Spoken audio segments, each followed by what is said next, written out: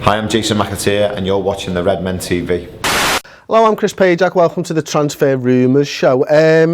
Big one that we're going to discuss today more than anything is Joel Matip is apparently set to sign at the end of the season. We're also going to go on to discuss Simon Mignolet's new contract and a monster bid for Belgian Dennis Praet, as well as we'll take a little look at Jonjo Shelvey and how much Liverpool are supposed to have netted from his sale from Swansea to Newcastle. So we'll start with the one that excites me most, and that's Joel Matip. David Maddock at the Daily Mirror reports that the Cameroonian centre-back Joel Matip is set to join LFC at the end of the season. Now, apparently he's stalled on a new deal with Schalke. And I know that we discussed it last week, or maybe it was the beginning of this week. We discussed Matip and how Liverpool could sign him for £4 million.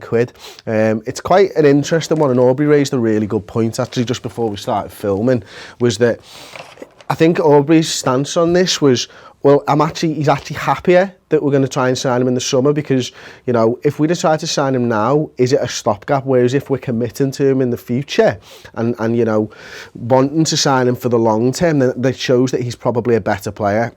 Stephen Corker, I think we all know. I mean, I'm not disappointed with the sign of Corker. I think I saw enough in the past that you could say he's a good centre-back. He could do a job for us, but I think Klopp realises that he is just the stopgap and Joel Matip might be the future. And the other thing is as well, we've saved £4 million.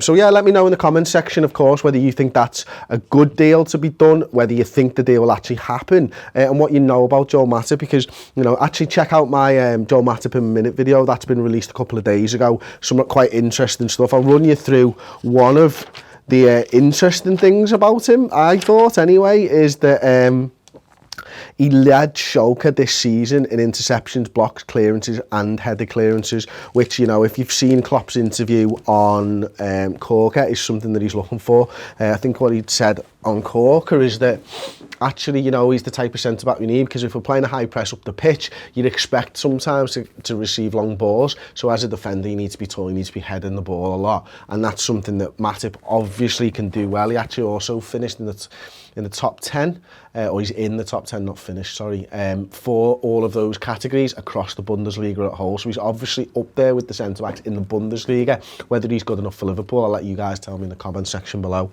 Moving on, actually, I'll go to Jonjo Shelvey, because this is quite an interesting one.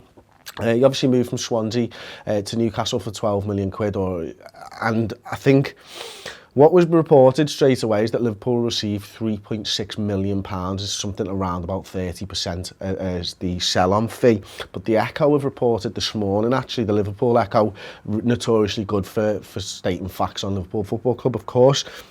We've got some really good contacts within the club. James Pearce is doing a great job, Christian Walsh, all those type of reporters have some really good ins with Liverpool. And they've actually said that it's just 10% of the deal. So Liverpool will actually only receive £700,000. Now, quick mathematicians of you be like, well, you know, we didn't sign him for, he didn't sign for £7 million. Why is it only £700,000? And this is why I'm talking about this. I think this is really interesting, is that they bought him for £5 million, Swansea, off Liverpool. They've sold him for £12 million.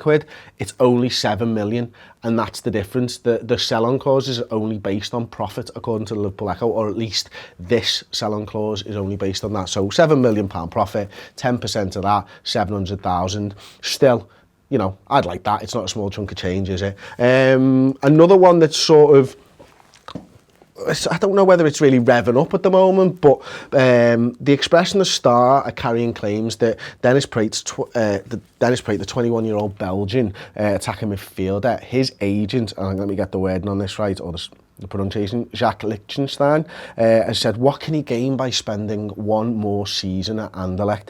And HLN, the Belgian publication, claim a big bid could be forthcoming from Liverpool. Apparently it's £22.3 million is what the asking price has been set at.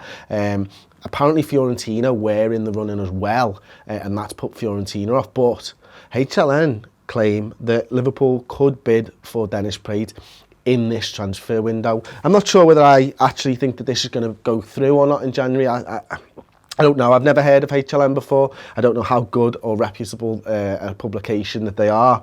But the Express and the Star Where do we stand on that? Well, for me, the Express and the Star aren't really reporting it in the right manner. They're reporting it that the agent said this and HLN have said this, and they're sort of putting 2 and 2 together. So I actually don't think, and I could be completely wrong on that, but looking at these transfer stories, I don't think that it's nailed on that we're going to make a bid for him. He could be just in the offing. I think what we've seen with the Corker deal is that Jurgen Klopp likes to get his stuff done behind closed doors, because really that came out of left field, didn't it? And I'd expect more Liverpool signings maybe to come like that. The Joel Matip one, which we've discussed earlier on in the show, really, you know, we had a brief link with him last week, and then there was like Neven Subotic, and then there was, of course, the Corker signing, and then all of a sudden he's set to sign. That's the type of thing that I think we're going to see under Jurgen Klopp at Liverpool, and I hope that's the case, because I actually prefer that rather than them basically using Liverpool fans for their clickbait and stuff like that. So anyway, the final thing that we're going to discuss today is Simon Mignolet. New deal is expected to be signed,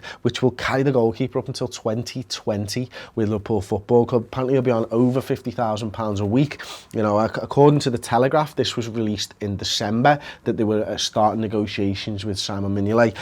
But according to the Daily Mirror, the deal has been agreed now. So I'll tell you what, let me know in the comments section. I'll be up in the comment section after the video goes live for half an hour, 45 minutes, an hour, something like that, chatting to you guys. So let me know in the comments section what you think of the Simon Mignolet deal. I think I've got probably a good gauge on what Liverpool fans are thinking so far.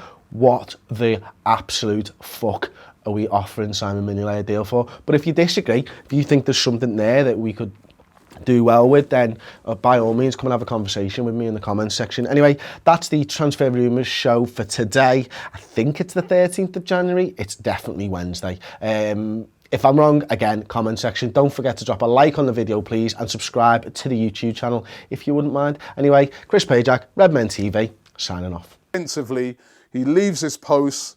Even Flamini sometimes, not disciplined enough sometimes in some of these games, gets forward and leaves a big hole there for teams to exploit. And I think that's